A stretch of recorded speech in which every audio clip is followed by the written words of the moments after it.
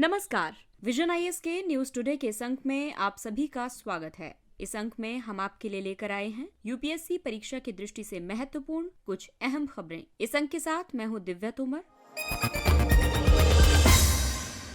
और आइए सबसे पहले बात करते हैं इस अंक की हेडलाइंस के बारे में। कृषि और किसान कल्याण मंत्रालय ने राष्ट्रीय प्राकृतिक कृषि मिशन पर पोर्टल लॉन्च किया। शिक्षा मंत्रालय ने स्कूली शिक्षा पर एकीकृत जिला शिक्षा सूचना प्रणाली प्लस यानी यूडाइस प्लस 2021-22 रिपोर्ट जारी की। National association of software and services companies NASSCOM ने गिग वर्कर्स पर रिपोर्ट जारी की। शिक्षा मंत्रालय के स्कूल शिक्षा और साक्षरता विभाग ने परफॉर्मेंस ग्रेडिंग इंडेक्स 2020-21 जारी किया। संयुक्त राष्ट्र पर्यावरण कार्यक्रम ने अनुकूलन अंतराल रिपोर्ट 2022 जारी की और भारतीय रिजर्व बैंक ने पहली बार निर्धारित मुद्रास्फीति लक्ष्य से चूक जाने से जुड़ी रिपोर्ट पर चर्चा करने के लिए मौद्रिक नीति समिति की बैठक आयोजित की। और आइए अब इस अंक की खबरों पर विस्तार से चर्चा करते हैं। कृषि और किसान कल्याण मंत्रालय ने राष्ट्रीय प्राकृतिक कृषि मिशन पर पोर्टल लॉन्च किया। एनएमएनएफ पर मिशन संसाधन, कार्यान्वयन की प्रगति, किसान पंजीकरण और ब्लॉग आदि के बारे में सभी जानकारियां उपलब्ध होंगी। ये जानकारियां किसानों के लिए उपयोगी सिद्ध होंगी। इससे देश में प्राकृतिक कृषि को बढ़ावा देने में मदद मिलेगी। आपको बता दें कि एनएमएनएफ का उद्देश्य प्राकृतिक कृषि से जुड़े सर्वोत्तम अभ्यासों को दर्ज करने और इसे प्रसारित करने के लिए संस्थागत क्षमताओं का निर्माण करना है। साथ ही इस कृषि पद्धति को अपनाने वाले किसानों को इसके प्रसार की रणनीति में भागीदार भी बनाना है। आपको बता दें कि राष्ट्रीय प्राकृतिक कृषि मिशन के कई उद्देश्य हैं। ये खेती की वैकल्पिक प्रणाली को बढ़ावा देती है। इससे बाहरी इनपुट खरीद से मुक्ति मिलेगी और लागत में कमी आएगी। इससे देसी गाय और स्थानीय संसाधनों पर आधारित एकीकृत कृषि पशुपालन मॉडल को लोकप्रिय बनाया जाएगा। इसके अलावा इसका उद्देश्य प्राकृतिक कृषि उत्पादों के लिए मानक और प्रमाणन प्रक्रिया का निर्धारण करना और उनकी ब्रांडिंग करना है। राष्ट्रीय स्तर पर एनएमएनएफ का संचालन राष्ट्रीय संचालन समिति कर रही है। इस समिति के अध्यक्ष कृषि मंत्री होते हैं। आपको बता दें कि प्राकृतिक कृषि रसायन मुक्त कृषि प्रणाली है। ये पशुधन और स्थानीय रूप से उपलब्ध संसाधनों पर आधारित है। साथ ही ये भारतीय परंपरा से भी जुड़ी हुई है। इसमें विविध बहुफसली प्रणालियों को अपनाना, पोषक तत्वों और मृदा संवर्धन के लिए देसी गाय आधारित स्थानीय आदानों का इस्तेमाल करना, पौधों के संरक्षण के लिए अलग अलग पादप आधारित मिश्रण को अपनाना आदि शामिल है। और आइए अब आपको बताते हैं कि प्राकृतिक कृषि के क्या क्या लाभ हैं। दरअसल प्राकृतिक वनस्पतियों और जीवों के संरक्षण में इससे मदद मिलती है। साथ ही मृदा स्वास्थ्य और उर्वरता को बहाल करने में प्राकृतिक कृषि सहायक होती है। ये लागत प्रभावी कृषि पद्धति है। इसमें प्राकृतिक या स्थानीय संसाधन आधारित आदानों का उपयोग किया जाता है। और आपको बता दें कि देश में प्राकृतिक कृषि के तहत क्षेत्र में राज्यवार हिस्सेदारी अलग अलग है। जैसे पंजाब, तेलंगाना और तमिलनाडु में इसके क्षेत्र के 0.2% पर प्राकृतिक कृषि की जाती है। वहीं केरला का योगदान प्राकृतिक कृषि में 7.9% का है। आंध्र प्रदेश की हिस्सेदारी 28.8% है। महाराष्ट्र 7.4%, जम्मू कश्मीर 1.2%, हिमाचल प्रदेश 0.9%, उत्तर प्रदेश 6.2%, ओडिशा 2.4%, मध्य प्रदेश 11% और गुजरात 31.5% है।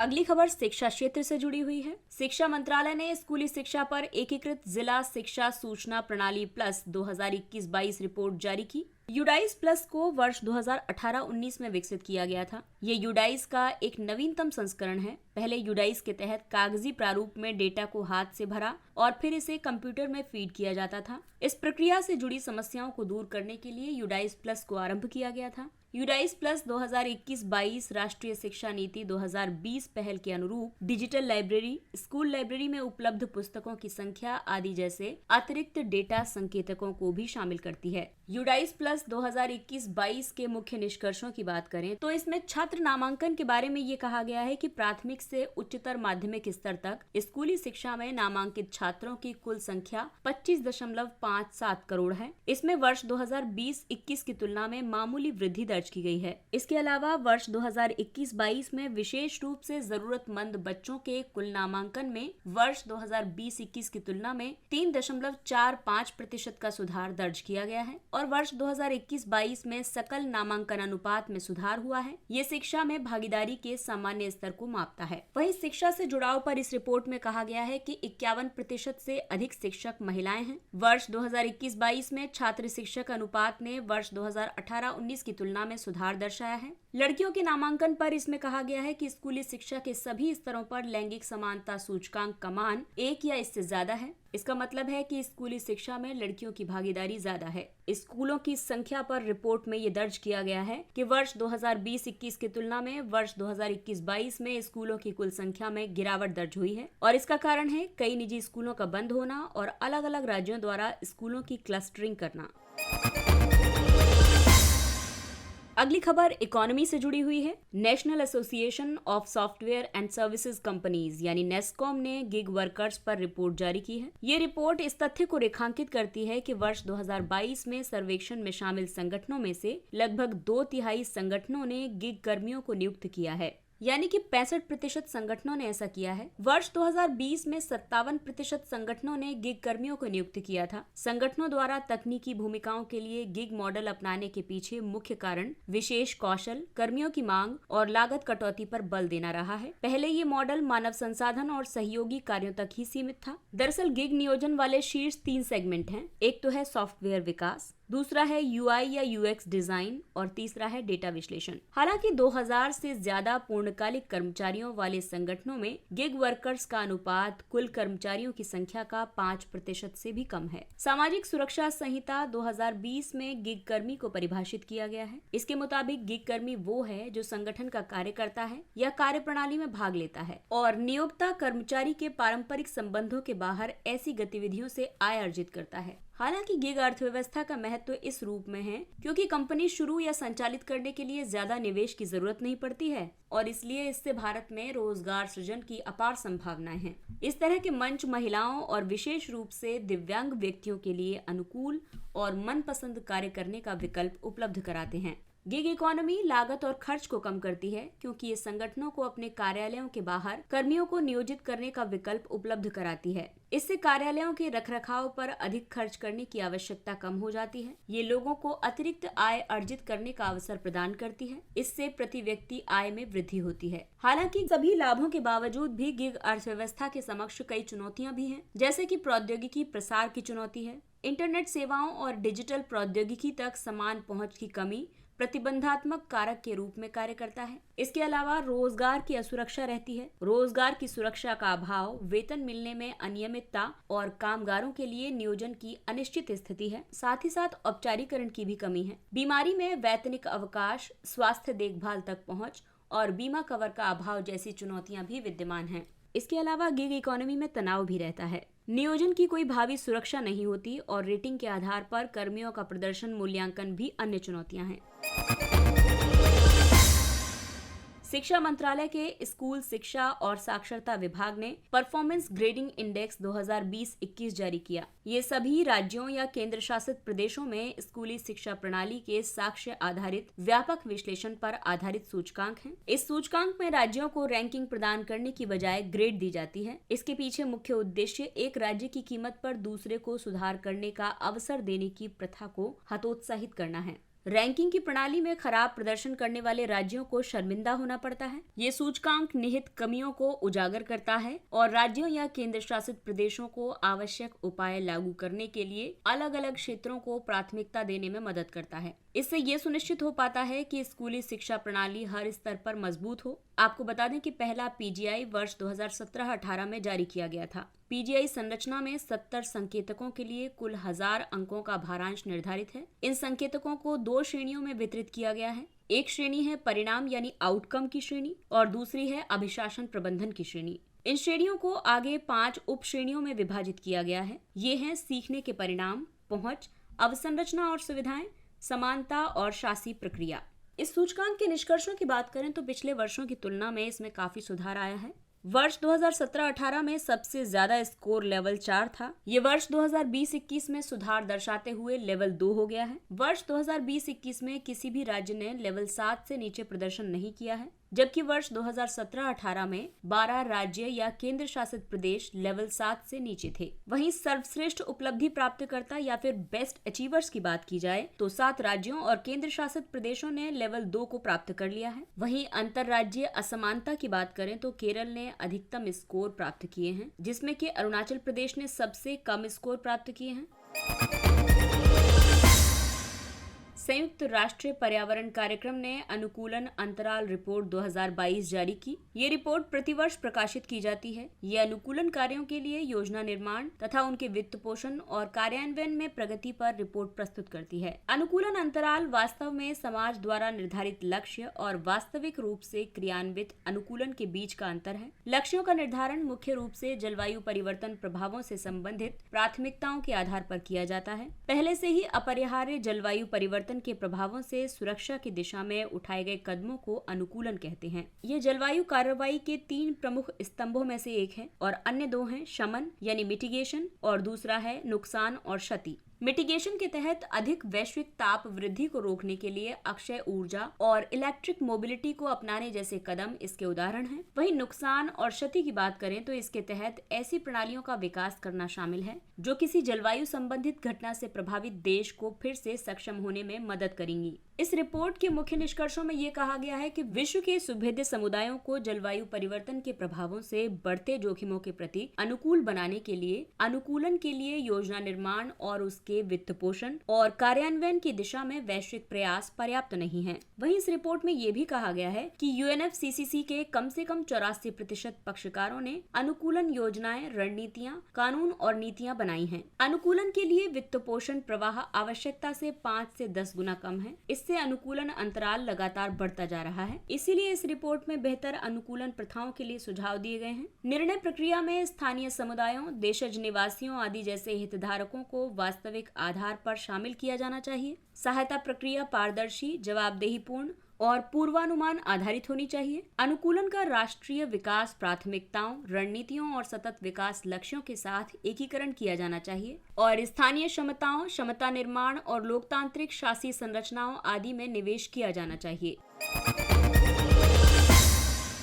अगली खबर मुद्रास्फीति के मुद्दे से जुड़ी है। भारतीय रिजर्व बैंक ने पहली बार निर्धारित मुद्रास्फीति लक्ष्य से चूक जाने से जुड़ी रिपोर्ट पर चर्चा करने के लिए मौद्रिक नीति समिति की बैठक आयोजित की है। RBI जनवरी 2022 से शुरू लगातार 3 तिमाहियों में खुदरा मुद्रास्फीति दर को 6% से नीचे रखने में विफल रहने पर सरकार के समक्ष एक रिपोर्ट प्रस्तुत करेगा। इस रिपोर्ट में RBI को सुधारात्मक कार्रवाइयों का उल्लेख करना होगा, साथ ही उस अनुमानित समय सीमा के बारे में भी बताना होगा जिसके भीतर मुद्रास्फीति लक्ष्य हासिल किया जाएगा। दरअसल मुद्रास्फीति का लक्ष्य इसलिए निर्धारित किया जाता है ताकि एक विशेष समय सीमा के भीतर मुद्रास्फीति को लक्षित स्तर पर लाया जाए। RBI ने वर्ष 2015 में मौद्रिक नीति फ्रेमवर्क समझौते पर हस्ताक्षर किए थे और इसी के साथ इसने लोचशील मुद्रास्फीति लक्ष्यीकरण को अपनाया था। भारतीय रिजर्व बैंक अधिनियम 1934 की धारा 45ZA ये प्रावधान करती है कि केंद्र सरकार RBI के परामर्श से मुद्रास्फीति लक्ष्य निर्धारित करेगी और ये निर्धारण उपभोक्ता मूल्य सूचकांक के संदर्भ में प्रत्येक 5 वर्षों में एक बार किया जाएगा।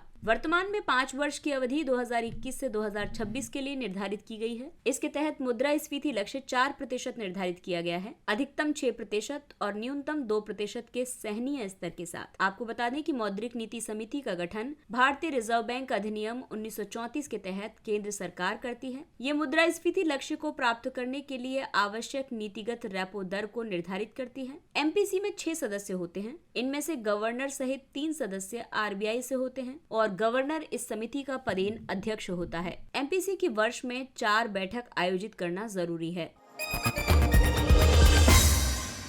और आइए अब बात करते हैं कुछ संक्षिप्त लेकिन महत्वपूर्ण खबरों के बारे में। स्वच्छ सर्वेक्षण ग्रामीण। हाल ही में जल शक्ति मंत्रालय ने स्वच्छ सर्वेक्षण ग्रामीण 2023 के लिए एक टूल किट जारी की है। इस टूल किट में आकलन के अलग अलग चरणों और पंचायतों तथा जिलों की ODF+ की प्रगति के आधार पर बेसलाइन रैंकिंग की जानकारी शामिल है। स्वच्छ सर्वेक्षण ग्रामीण जल शक्ति मंत्रालय के पेयजल और स्वच्छता विभाग ने वर्ष 2018 से शुरू किया था। ये सर्वेक्षण स्वच्छ भारत मिशन ग्रामीण के तहत किया जाता है। स्वच्छ सर्वेक्षण ग्रामीण राज्यों और जिलों को उनके प्रदर्शन के आधार पर रैंकिंग प्रदान करता है। इस रैंकिंग के लिए ये स्वच्छ भारत मिशन के प्रमुख मात्रात्मक और गुणात्मक मानकों का उपयोग करता है।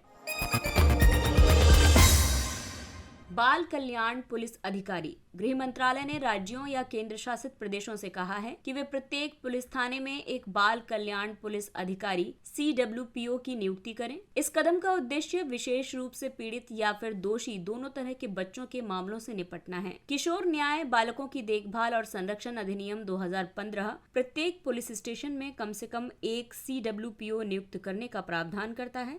CWPO यानी चाइल्ड वेलफेयर पुलिस ऑफिसर सहायक उप निरीक्षक के पद से नीचे का नहीं होना चाहिए। इस अधिनियम में आरोपित बच्चों और कानून के उल्लंघन के दोषी पाए गए बच्चों और देखभाल तथा सुरक्षा की आवश्यकता वाले बच्चों के लिए प्रावधान किए गए हैं।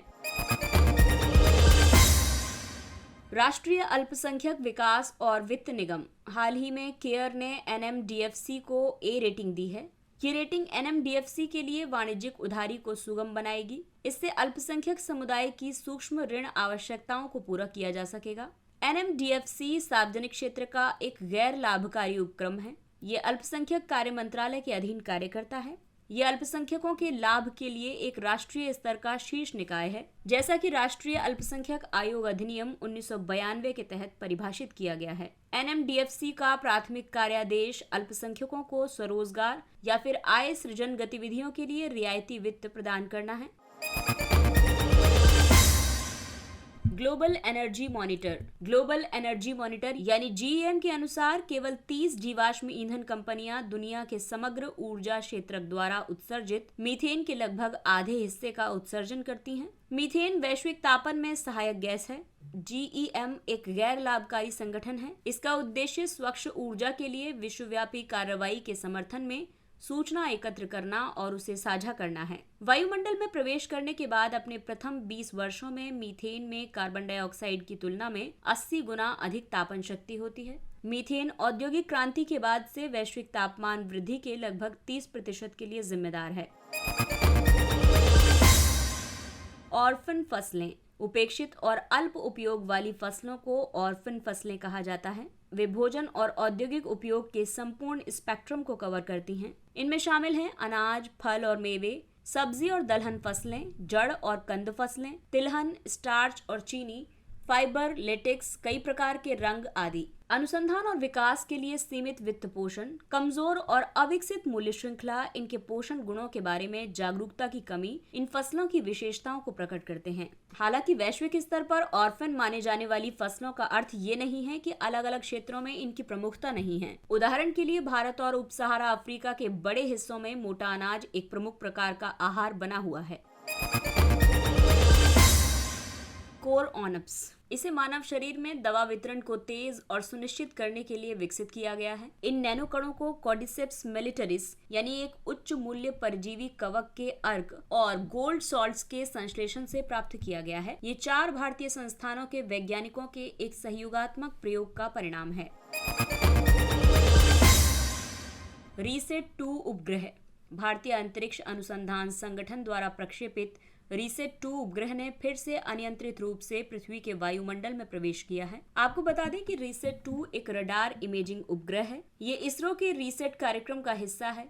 इसका भार लगभग 300 किलोग्राम है। इस उपग्रह को वर्ष 2009 में PSLV-C12 ने लॉन्च किया था। दरअसल RISAT उपग्रह एक सिंथेटिक एपर्चर रडार से युक्त होते हैं। ये रडार दिन और रात के दौरान तथा बादलों के छाए रहने की स्थिति में भी पृथ्वी की तस्वीरें ले सकते हैं। ये घुसपैठ को रोकने और सीमा पार आतंकवाद या राष्ट्र विरोधी गतिविधियों पर नजर रखने के साथ साथ 24 घंटे सीमा पर निगरानी में मदद करता है। CRISPR-Cas9 यानी clustered regularly interspaced short palindromic repeats और CRISPR से जुड़ा प्रोटीन 9।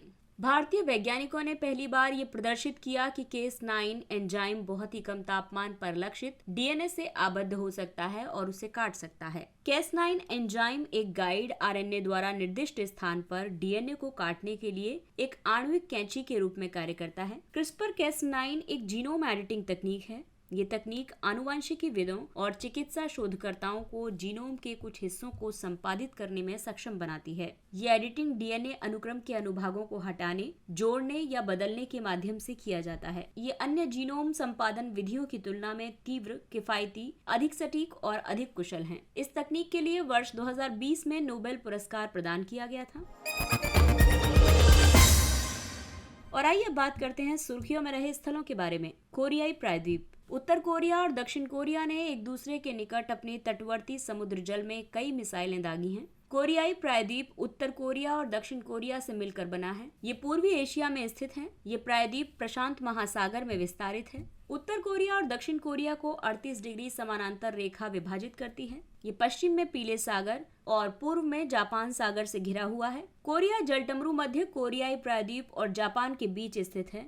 ये पीले सागर और जापान सागर को जोड़ता है। अमनोक नदी चीन और उत्तर कोरिया के बीच सीमा बनाती है और डूमन नदी चीन, उत्तर कोरिया और रूस के बीच सीमा बनाती है। उत्तर कोरिया की सबसे ऊंची चोटी है माउंट पेक्टू और सबसे बड़ी नदी है अमनोक नदी। इसके साथ ही ये अंक समाप्त होता है। अगले अंक में फिर मुलाकात होगी कुछ अन्य महत्वपूर्ण खबरों के साथ। तब तक अपना ख्याल रखिए, सुरक्षित दूरी बनाए रखिए, मास्क पहनिए, हाथ और चेहरा साफ रखिए। और अगर ये कंटेंट और जानकारी आपको पसंद आ रही है तो और छात्रों के बीच में भी इसे शेयर कीजिए, सब्सक्राइब कीजिए और इसी अपील के साथ विजन IAS की पूरी टीम को दीजिए इजाजत। नमस्कार।